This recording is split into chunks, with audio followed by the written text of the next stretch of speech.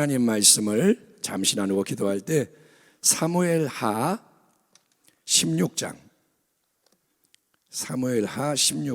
5절부터 14절까지를 보겠습니다. 구약성경 489면 다윗 왕이 바후림의 이름에 거기서 사울의 친족 한 사람이 나오니 게라의 아들이요 이름은 시므이라. 그가 나오면서 계속하여 저주하고 6절 또 다윗과 다윗 왕의 모든 신하들을 향하여 돌을 던지니 그때 모든 백성과 용사들은 다 왕의 좌우에 있었더라. 시므이가 저주하는 가운데 이와 같이 말하니라. 피를 흘린 자여 사악한 자여 가거라 가거라. 8절 사울의 족속의 모든 피를 야훼께서 내게로 돌리셨도다. 그를 이어서 네가 왕이 되었으나 야훼께서 나라를 네 아들 압살롬의 손에 넘기셨도다. 보라 너는 피를 흘린 자이므로 화를 자초하였느니라 하는지라.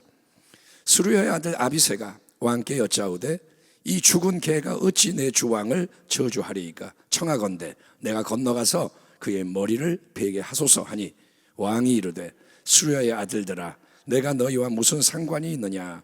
그가 저주하는 것은 야훼께서 그에게 다윗을 저주하라 하심이니 네가 어찌 그리하였느냐 할 자가 누구겠느냐 하고 또 다윗이 아비새와 모든 신하들에게 이르되 내 몸에서 난 아들도 내 생명을 해하려 하거든.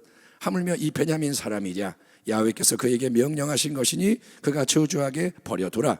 혹시 야훼께서 나의 원통함을 감찰하시리니 오늘 그 저주 때문에 야훼께서 선으로 내게 갚아주시리라 하고 다윗과 그의 추종자들이 길을 갈 때 시므이는 산비탈로 내려 따라가면서 저주하고 그를 향하여 돌을 던지며 먼지를 날리더라. 왕과 그와 함께 있는 백성들이 다 피곤하여 한 곳에 이르러 거기서 쉬니라. 아멘. 오늘 우리는 다윗처럼 하나님을 인정하라 이런 제목으로 하나님 말씀을 나누고 기도하겠습니다. 성도 여러분, 지난 주일날 우리는 범사에 하나님을 인정하는 참된 신앙에 대해서 하나님의 말씀을 나눴습니다. 너는 범사의 그를 하나님 야훼를 인정하라. 그리하면 내 길을 지도하시리라. 아멘. 성경을 보면 누구보다 하나님을 범사에 인정했고 그로 인해 하나님을 기쁘시게 했던 사람이 다윗입니다. 다윗은 여러분 어린 목동 시절 목동으로서 홀로 들판에 나아가 아버지 양을 돌보던 그곳에서 하나님을 찬양하는 예배자였습니다. 다윗은 혼자 있었지만 혼자가 아니었습니다. 하나님이 계시고 그분을 찬양합니다. 이게 뭐냐? 하나님을 인정하는 거죠. 아멘. 찬양하는 게 뭐냐? 하나님을 인정하는 거. 예배하는 게 뭐냐? 그분을 인정하는 거. 또 여러분 양을 돌보다가 사자나 곰 같은 곰이 양을 공격해 오는 때가 있습니다. 그때 다윗 도망가는 게 아닙니다. 목동이지만 어리지만 아이고 큰일 났다 도망가는 게 아니라 하나님을 또 의지해. 아멘. 찬양하던 다윗이 이제 하나님 찬양을 멈추고 이제는 싸울 때입니다. 의지하고 맹수에 맞서 싸워 양들을 지켜냅니다. 그리고 이런 하나님에 대한 강력한 신뢰가 하나님의 임재의식이 마음 중심에 뿌리내리고 있었기에 다윗은 우리가 잘 아는 바대로 아버지 심부름으로 전쟁터에 나간 이 형들 위문간 그 현장에서 2m 80 엄청 큰 겁니다.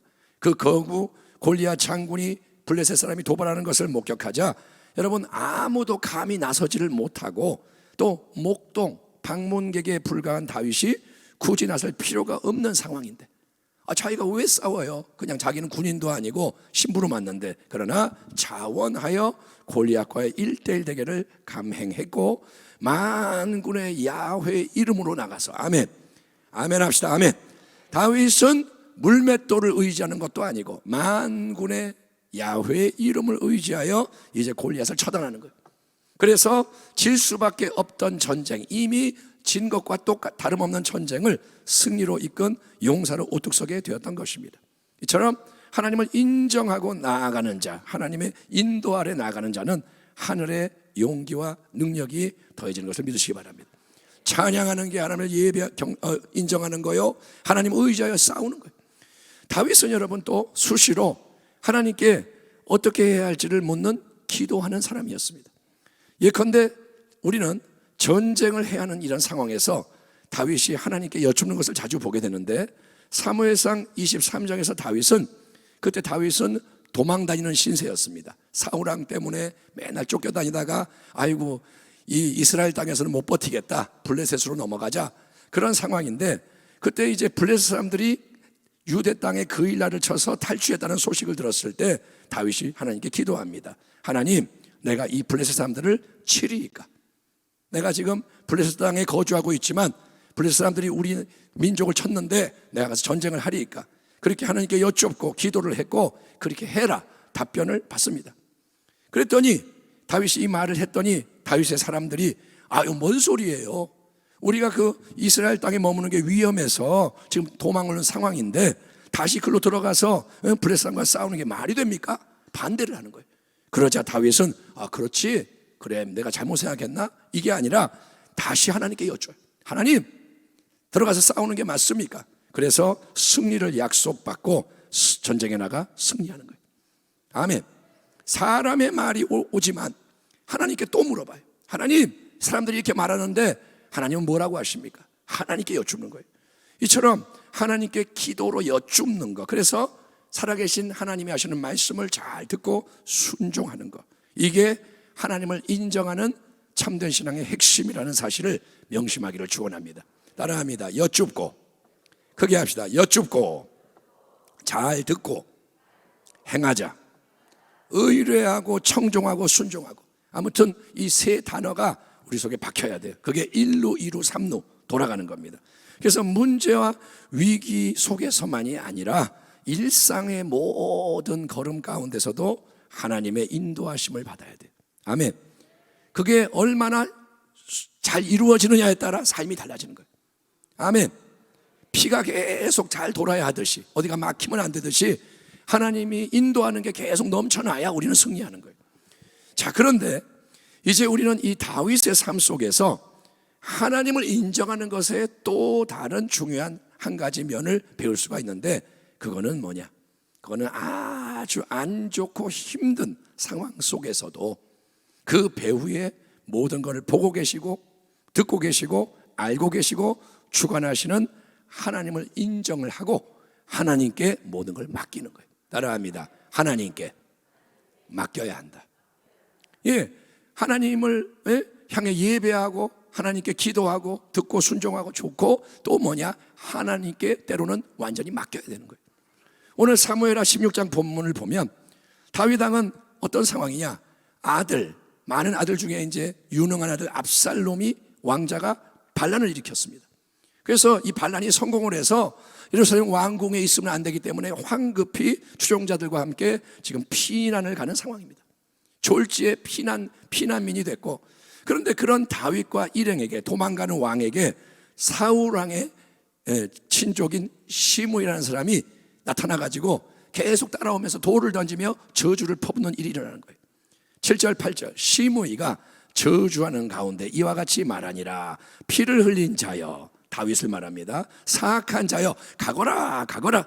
사울의 족속이 모든 피를 야훼께서 내게로 돌리셨도다. 그를 이어서 네가 왕이 되었으나 야훼께서 나라를 네 아들 압살롬의 손에 넘기셨도다. 보라, 너는 피를 흘린 자이므로 화를 자초하였느니라 하는지라. 시므이는 베냐민 지파의 사람, 사울 왕의 친족. 그래서 이스라엘의 첫 번째 왕 사울의 가문이 몰락을 했습니다. 사울 왕이 죽고 아들도 죽고, 그리고 다윗이 그 뒤를 이어 왕이 된 것이 20년 전의 일인데도 시므이는 이거를 계속 못마땅하게 여기고 뭔가를 품고 있었던 거예요. 그런데 이제 어느 날 기회가 오니까 그동안 못했던 말을 다윗 앞에 쏟아내는 겁니다. 다윗, 그래, 이 나쁜 놈아, 너 나쁜 놈아, 너는 사울 집안 사람들을 다 죽이고 무고한 피를 흘려서 네가 왕자를 빼앗은 불의한 사람이야. 네가 선한 척하지만, 거룩한 척, 온 백성을 속이지만 나는 못 속여. 다윗, 네가 부당하게 흘린 사울 집안의 피가 이제 다 네게로 돌아오는 거야. 인과 응보, 하나님은 심는 대로 거두게 하시는 분. 그래서 네 아들 압살롬이 이제 너를 몰아내고 왕좌를 차지하도록 하나님이 역사하시는 거야. 꼴 좋다. 너는 악을 심었고 피를 흘렸으니 이제 그에 합당한 안 좋은 게 네게로 돌아오는 게 마땅하다. 예, 막 욕을 하는 거예요. 이러한 시므의 저주는 첫째, 심히 부당합니다. 둘째, 더없이 무례한 행위입니다. 왜 부당하냐? 다윗은 사울 집안 사람을 해한 바가 없습니다. 다윗은 그런 적이 없습니다. 오히려 사울과 아들들이 전쟁터에서 죽은 것을 애도했고, 잘 장례를 치러줬고, 그 집안의 남은 자들 최대한 잘 해주려고 노력을 해왔습니다. 요나단과 다윗은 친구였습니다. 언약을 맺었습니다. 그래서 그 요나단의 아들 불쌍한 무비보셋 이런 사람들을 다 품어주고 거둬주고 잘 왕자처럼 대해줬어요. 또 무례하죠. 왜? 지금 반역을 한 아들 압살롬을 피해서 도망치기는 하지만 다윗은 여전히 나라의 왕입니다. 예, 왕입니다. 그리고 그 주변에는 그를 추종하는 장군들, 군사들, 백성이 함께하고 있는 겁니다. 그러니 시므이가 갑자기 나서서 설쳐대며 다윗 왕에게 악담과 저주를 퍼붓는 것은 누가 봐도 용인될 수 없는 그 죄인 거예요. 지금 다윗이 도망을 가지만 그렇게 해서는 안 됩니다. 그래서 그 현장에 함께 있던 다윗의 친척이자 장군인 아비새가 다윗 왕에게 뭐라 하냐? 왕이여, 제가 건너가서 지금 당장 넘어가서 저는 목을 베버리겠습니다. 아이, 이 어찌 죽은 개 같은, 이게 성경에서는 엄청난 욕인 거예요. 죽은 개 같은, 발톱에 때만도 못한 저 하찮은 놈이 감히 나의 주 왕을 저주하게 내버려둘 수가 있단 말입니까? 왕이여, 제가 당장 건너가서 그렇게 할 수 있도록 허락을 말씀만 해주세요. 이렇게 간청을 하는 거예요. 여러분, 우리가 만약에 다윗의 처지라면 우리는 이때 어떻게 할까요? 지금 아들 압살롬의 반역이 일어나서 갑자기 도망치는 신세가 돼서 얼마나 지금 모든 게 괴롭고 힘들고, 그런데 거기에 아주 하찮은 사람이 말도 안 되는 비난을 퍼부어요. 저주를 퍼부어요. 돌을 던져와요. 모독해 옵니다. 그러면 정말 참기가 어렵잖아요. 당장 그 사람 응징하는 게 당연하지 않겠습니까? 우리는 마음이 화가 나고 힘들 때 괜히 분풀이를 할 수 있습니다. 다른 사람에게. 옆 사람이 아무 잘못도 없는데 내가 힘들면 짜증을 내고 뭐 폭력을 행하고 그런 일도 일어납니다. 그러니 이런 상황에서 괴로운데 시므이 같은 놈이 눈에 띈다면 당장이라도 그 놈의 목을 그래 베게 해가지고, 그래 봐, 모두 까불지 마, 나 우습게 보지 말란 말이야. 다윗이 나 우습게 보지 마, 내가 도망을 치는 신세지만 그래도 내가 다윗이야, 여전히 왕이야, 나 아직 안 죽었어. 여러분, 자기를 증명하고 주장을 해야 하지 않겠습니까? 다 나를 지금 비웃고 내가 지금 무너지는 것처럼 보이는데 나 아니야, 나 안 죽었어, 나 아직 할 수 있어. 예, 더구나 충성스러운 장군 아비새가 다윗이 요청하지도 않았는데 내가 가서 하겠습니다, 먼저 허락을 구하니 그래 좋아 고마워 이렇게 하면 되는 거 아닙니까? 내가 죽이라 그런 것도 아니고 아비새가 한다니까 그래 고마워 그러면 끝나는 거예요. 그러나 다윗은 여러분 바로 이 괴롭고 힘들고 비참한 순간에도 하나님을 생각하는 거예요. 아멘. 그분을 인정하는 거예요. 그리고 하나님을 높이면서 아비새를 만류합니다. 이때 다윗이 하는 놀라운 말이 이겁니다. 10절이야. 왕이 다윗이 이르되 수루야의 아들들아. 수루야는 이제 다윗의 어머니의 이제 동생, 그러니까 수루야의 아들들아, 내가 너희와 무슨 상관이 있느냐? 그가 저주하는 것은 야훼께서 그에게 다윗을 저주하라 하심이니 네가 어찌 그리하였느냐 할 자가 누구겠느냐 하고, 또 다윗이 아비새와 모든 신하들에게 이르되 내 몸에서 난 아들도 내 생명을 해하려 하거든 하물며 이 베냐민 사람이랴. 야훼께서 그에게 명령하신 것이니 그가 저주하게 버려두라.